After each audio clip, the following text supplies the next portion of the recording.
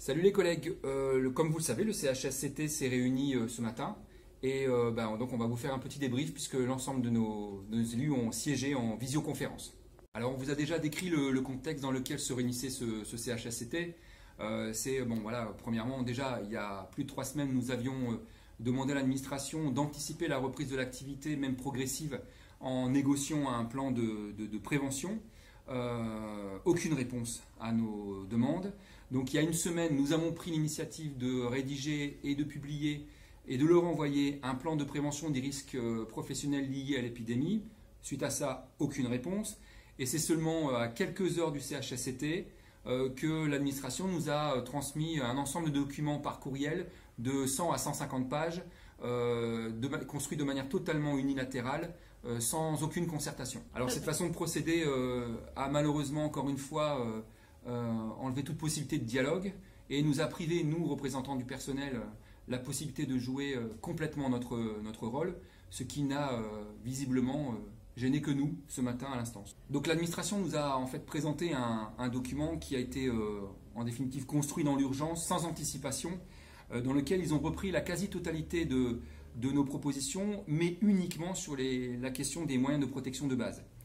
Par contre, sur la philosophie même de cette reprise d'activité, vraiment nous sommes en complet désaccord. Car si on regarde de près le plan, il n'y a pas grand-chose qui change par rapport à la période de confinement, puisque l'administration a pris la décision de généraliser le télétravail, rendant subsidiaire le retour du travail sur site. Et ça pose plusieurs problèmes. Le premier, c'est un problème légal. Car étendre ou généraliser le télétravail, c'est donc l'imposer à de nombreux collègues. Et ça, c'est illégal, puisque même le décret sorti il y a à peine 2 jours confirme la nécessité que ce soit sur un acte volontaire. Le deuxième problème, c'est que c'est une organisation incompatible avec la majorité des missions du département. Et donc ça ne tient absolument pas compte des besoins des populations, surtout après 8 semaines d'isolement. Alors concrètement, on a déjà pas mal de collègues qui témoignent et qui nous font remonter que l'encadrement leur interdit de retourner sur le site de travail, alors qu'elles-mêmes ont évalué qu'il était nécessaire de reprendre une activité au regard de leur mission et de la nécessité de reprendre contact avec les populations. Pour elles, le travail par téléphone permet de maintenir le contact avec le service, mais absolument pas de mettre en place un accompagnement avec les familles. Autre point de désaccord, c'est la question de la réouverture des collèges. Parce que s'ils opposent dans leurs documents la sécurité sanitaire et l'intérêt des missions, pour les collèges, ça ne leur pose absolument aucun problème. Les conditions nécessaires pour sécuriser les enfants, les profs et les agents sont tellement drastiques qu'elles sont inapplicables dans le contexte de pénurie qu'on connaissait déjà avant dans les collèges, avant la crise. Ce plan dit de déconfinement modifie aussi les règles appliquées aux ASA. Monsieur Huss s'est bien gardé d'ailleurs de le dire hier dans son YouTube Live.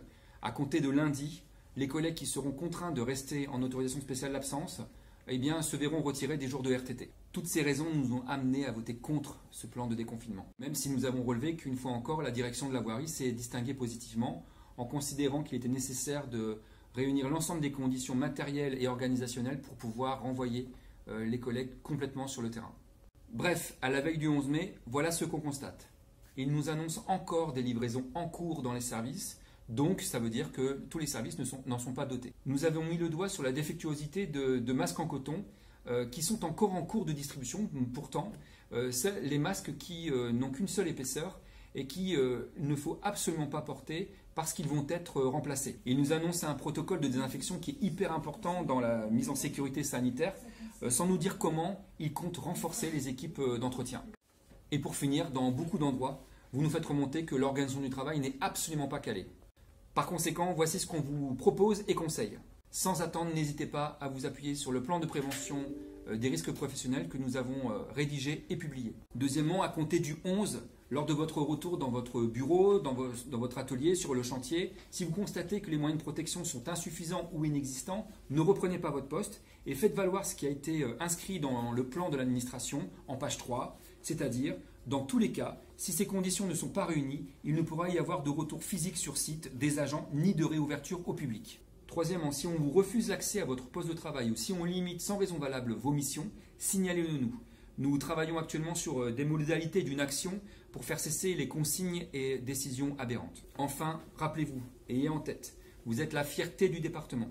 Et quand on est fier, on ne se laisse pas marcher sur les pieds.